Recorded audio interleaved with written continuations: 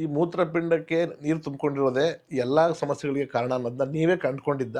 ಅದಕ್ಕೆ ಯಾರಾದರೂ ಪೂರಕವಾಗಿ ವೈದ್ಯರು ಯಾರಾದರೂ ಅದನ್ನ ಸಲಹೆ ಮಾಡಿದ್ರಾ? ಇಲ್ಲ, ನಂಗೆ ಯಾರು ಮಾಡಲಿಲ್ಲ. ಅವರ ಪಾಡಿಗೆ ಅವರು ಟ್ರೀಟ್ಮೆಂಟ್ ಕೊಟ್ಟರು. ಆದರೆ ನಂಗೆ ಅರ್ಥ ಆಗಿದ್ದು ಒಂದು. ಅದಾದಮೇಲೆ ಇನ್ನೊಬ್ಬರು ಡಾಕ್ಟರ್ ಹತ್ರ ನಾನು ಕ್ರಾಸ್ ಚೆಕ್ಕು ಮಾಡಿಕೊಂಡೆ. ಸಿಂಕ್ ಬ್ಲಾಕ್ ಆಗಿರುತ್ತೆ ಮೇಲ್ಗಡೆ. ನಾವು ವಾಶ್ ಬೇಸಿನ್ ಇದೆಯಲ್ಲ, ಆ ವಾಶ್ ಬೇಸಿನ್ ಮೇಲೆ ನೀರು ತುಂಬಿಕೊಂಡಿರುತ್ತೆ.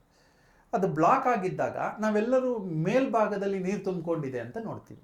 ಅದು ಆ್ಯಕ್ಚುಲಿ ತುಂಬಿಕೊಂಡಿರೋದು ಆ ಪೈಪ್. ಆ ಪೈಪ್ ಎಲ್ಲೋ ಬ್ಲಾಕ್ ಆಗಿದ್ದರೆ ಆ ಬ್ಲಾಕನ್ನು ತೆಗೆದ್ರೆ ನೀರು ಇಳಿಯುತ್ತೆ. ನೀರು ಇಳಿದ್ರೆ ಹಾರ್ಟ್ ಮೇಲೆ ಲಂಗ್ಸ್ ಮೇಲೆ ಪ್ರಾಬ್ಲಮ್ ಇರಲ್ಲ. ಅಂದರೆ ಆ ಸ್ಟ್ರೈನ್ ಕಡಿಮೆ ಆಗುತ್ತೆ.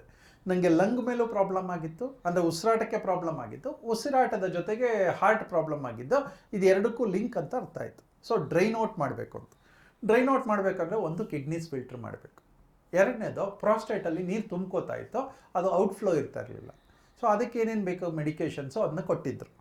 ಕ್ರಮೇಣ ಆ ಮೆಡಿಕೇಷನ್ಸ್ನ ಆಯುರ್ವೇದ ಅಥವಾ ಯೋಗದಲ್ಲಿ ಅಥವಾ ಬ್ರೀತಿಂಗಲ್ಲಿ ಏನೇನು ಸರಿ ಮಾಡ್ಕೋಬೋದು ಅಂತ ನಾನು ಸ್ಟಡಿ ಮಾಡಲಿಕ್ಕೆ ಶುರು ಮಾಡಿದೆ. ಬೇರೆ ಬೇರೆ ಡಾಕ್ಟರ್ಸ್ಗಳನ್ನು ಕನ್ಸಲ್ಟ್ ಮಾಡಿದೆ. ಒಂದು ಮೆಡಿಸನ್ನಿಗೆ ಬದಲಾಗಿ ಇನ್ನೊಂದು ನಾನು ಏನು ಆ್ಯಕ್ಟಿವಿಟಿ ಮಾಡ್ಬೋದು ಅಂತ ಕ್ರಮೇಣ ಡೋಸೇಜ್ ಕಡಿಮೆ ಮಾಡ್ಕೊಂಡು ಬಂದೆ. ಹಾಗೆ ನನಗೆ ಅಡ್ವಾಂಟೇಜ್ ಸಿಕ್ಕಿದ್ದಂತಂದರೆ ಒಬ್ಬರು ತುಂಬ ದೇವತೆ ಥರ ಒಂದು ಡಾಕ್ಟ್ರು ಸಿಕ್ಕಿದ್ರು. ಡಾಕ್ಟರ್ ಪ್ರಭಾವತಿ ಅಂತ. ಅವರು ಜಯದೇವ ನರ್ಸಿಂಗ್ ಹೋಮಲ್ಲಿ ಬೆಂಗಳೂರಿನಲ್ಲಿ ಜಯದೇವ ಹಾಸ್ಪಿಟ್ಲಲ್ಲಿ ಇರೋರು. ಅವರು ನನ್ನ ರಿಪೋರ್ಟ್ಸ್ ಎಲ್ಲ ನೋಡಿಬಿಟ್ಟು ಅವ್ರು ಹೇಳಿದ್ರು, ನಿಮಗೆ ಡ್ಯಾಮೇಜ್ ಆಗೋಗಿದೆ. ಈಗ ಸಪೋಸ್ ಈಗ ವಾಲ್ವೆಲ್ಲ ಓಪನ್ ಮಾಡಿ ಕೊಟ್ಟರು ಕೂಡ, ಸ್ಟೆಂಟ್ ಹಾಕಿದ್ರೂ ಕೂಡ, ಅಥವಾ ಕೀಹೋಲ್ ಸರ್ಜರಿ ಅಥವಾ ಓಪನ್ ಹಾರ್ಟ್ ಸರ್ಜರಿ ಮಾಡಿದ್ರೂ ಕೂಡ ಎಲ್ಲಿ ಬ್ಲಡ್ ಫ್ಲೋ ಆಗಬೇಕು ಮುಂದುವರೆದ ಭಾಗವಾಗಿ ಅಲ್ಲಿ ಫ್ಲೋ ಆದರೂ ಕೂಡ ಉಪಯೋಗಕ್ಕೆ ಬರಲ್ಲ. ಈಗ ಇರೋದ್ರಲ್ಲಿ ನೀವು ಮ್ಯಾನೇಜ್ ಮಾಡೋದು ಕಲಿಬೇಕು. ಸೊ ಹಾಗಾಗಿ ಸರ್ಜರಿ ಅವಶ್ಯಕತೆ ಇಲ್ಲ ಅಂತಂದರು. ನನಗೆ ಅದು ಮೊದಲನೇದು ಸರ್ಜರಿ ಬೇಡ ಅನ್ನೋದೇ ನನಗೆ ಧೈರ್ಯ ತುಂಬಿತು. ಎರಡನೇದು ಮ್ಯಾನೇಜ್ ಮಾಡಬೇಕು ಅಂತ ಹೇಳಿದ್ರು.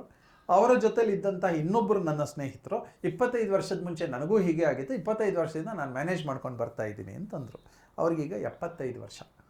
GR ನಾಗರಾಜ್ ಅಂತ ಮೈಸೂರಿನವರು. ಸೊ ಹಾಗಾಗಿ ಅಂದರೆ ಮ್ಯಾನೇಜ್ ಮಾಡ್ಬೋದು ಅಂತ ನಂಗೆ ಅರ್ಥ ಆಗಲಿಕ್ಕೆ ಶುರು ಆಯಿತು. ಇರೋ ಗ್ಯಾಪ್ ಇದೆ, ಈಗ ಬ್ಲಾಕ್ ಆಗಿದೆ. ಬ್ಲ್ಯಾಕ್ ಬಿಟ್ಟು ಇನ್ನೊಂದು ಸ್ವಲ್ಪ ಗ್ಯಾಪ್ ಇದೆ. ಬ್ಲಡ್ ತಿಕ್ಕಾಗಿದ್ದಷ್ಟು ಆಗ ಬ್ಲಡ್ ಫ್ಲೋ ತುಂಬ ಕಡಿಮೆ ಆಗುತ್ತೆ, ಪ್ರೆಷರ್ ಜಾಸ್ತಿ ಆಗುತ್ತೆ, ಫ್ಲೋ ಕಡಿಮೆ ಆಗುತ್ತೆ. ಮತ್ತು ಇನ್ನೊಂದು ಸಲ ಹಾರ್ಟ್ ಬ್ಲಾಕೇಜ್ ಆ 90% ಇರೋದು 100% ಆಗಬಹುದು. ಸೊ ನಂಗೆ ಅರ್ಥ ಆಗಿದ್ದು 2-3 ವಿಚಾರಗಳು ಇದರಲ್ಲಿ. ಮೊದಲನೇದು, ಆ 10% ಒಳಗೆ ನಾನು ಬದುಕಬೇಕು. 25% EF ಇದ್ದದ್ದನ್ನು ಸ್ವಲ್ಪ ಜಾಸ್ತಿ ಮಾಡ್ಕೊಳ್ಳೋದು ಹೇಗೆ ಅಂತ ಪ್ರತಿ ತಿಂಗಳು ಚೆಕ್ ಮಾಡಿಸ್ತಾ ಇದ್ದೆ. ಪ್ರತಿ ತಿಂಗಳು ಒಂದು ಚೂರು ಇಂಪ್ರೂವ್ಮೆಂಟ್ ಇತ್ತು. ಮೊದಲನೇದು ಭಯ ಬೀಳಲಿಲ್ಲ.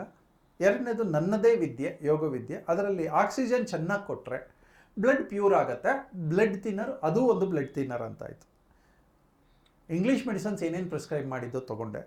ಅದರ ಜೊತೆಗೆ ಆಯುರ್ವೇದದಲ್ಲಿ ನಾನೊಂದು ಸ್ವಲ್ಪ ನಾನು ಸ್ಟಡಿ ಮಾಡಲಿಕ್ಕೆ ಶುರು ಮಾಡಿದೆ. ಡಾಕ್ಟರ್ಸ್ ಹತ್ರನೂ ಮಾತಾಡಿದೆ. ನಮಗೆ ಆಲ್ಟರ್ನೇಟ್ ಮೆಡಿಸನ್ಸ್ ಸ್ವಲ್ಪ ತೊಗೊಳ್ಲಿಕ್ಕೆ ಶುರು ಮಾಡಿದೆ. ಸೊ ಎರಡೂ ಕಾಂಬಿನೇಷನ್ ಬಳಸ್ತಾ ಇದ್ದೀನಿ. ಅದರ ಜೊತೆಗೆ ಒಂದು ಮುಕ್ಕಾಲು ಗಂಟೆ ಸೂರ್ಯನ ಎದುರುಗಡೆ ಕೂತ್ಕೋತೀನಿ. ಆ ಸೂರ್ಯನ ಎದುರುಗಡೆ ಬಿಸಿಲು ಬಹುಶಃ ನನ್ನ ಪ್ರಕಾರ ಆ ಹಾರ್ಟ್ ಬ್ಲಾಕೇಜ್ನ ಕಡಿಮೆ ಮಾಡುತ್ತೆ. ಬ್ರೀತಿಂಗ್ ಮಾಡುವಾಗ ನನಗೆ ಡಿಫಿಕಲ್ಟಿ ಇತ್ತು. ಮೊದಲು ಪ್ರಾಣಾಯಾಮ ಮಾಡ್ತಾಯಿದ್ದೆ, ಕಾರಣಾಂತರಗಳಿಂದ ಹಿಂಗಾಯಿತು. ಅದಾದಮೇಲೆ ಆ ಬ್ರೀತಿಂಗ್ ಕಡಿಮೆ ಆಯಿತು. ಅಂದರೆ ಬ್ರೀತಿಂಗ್ ಡಿಫಿಕಲ್ಟಿ ಕಡಿಮೆ ಆಯಿತು. ಸಮಸ್ಯೆ ಇತ್ತು ಉಸಿರಾಡೋದಕ್ಕೆ, ಅದು ಕಡಿಮೆ ಆಯಿತು. ನಂಗೆ ಅಂದ್ಕೊಂಡೆ ನಾನು ಆರೋಗ್ಯವಾಗಿ ಆಗ್ತಾ ಇದ್ದೀನಿ ಅಂತ. ಮೊದಲು ವಾಕಿಂಗ್ ಮಾಡೋದಕ್ಕೆ ಒಂದು 100 ಮೀಟ್ರ್ ಮಾಡಿದ್ರೆ ಸುಸ್ತಾಗ್ತಾಯಿತ್ತು. ಈಗ ಒಂದು 3-4 ಕಿಲೋಮೀಟ್ರ್ ಮಾಡ್ತಾಯಿದ್ದೀನಿ, ಏನೂ ಆಗಲ್ಲ.